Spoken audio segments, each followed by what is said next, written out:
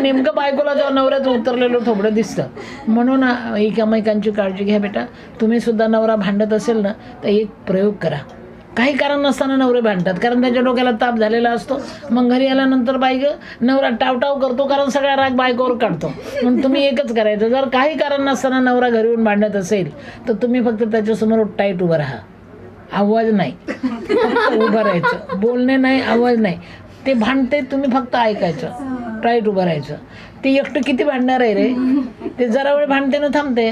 त्याचं भांडलं की तुम्ही, भांडण संपलं की तुम्ही त्याच्या जवळचा हात हातात घ्या आणि त्यालाच विचारा, आतापर्यंत बोंबलत होता ते खोटं खोटं होतं की नाही. भांडणच संपलं ना, भांडणच संपलं. म्हणजे पर्याय शोधा बेटा, पर्याय शोधा. तुम्हाला जर दुसऱ्यांच्या चुली पेटवायच्या असेल, तुम्हाला जर गरिबांपर्यंत पोहोचायचं असेल, ज्यांचं कोणी नाही त्यांचा तुम्हाला आधार द्यायचा असेल, तर खूप सोशिक व्हायला पाहिजे बाळा. त्याशिवाय पर्याय नाही आहे.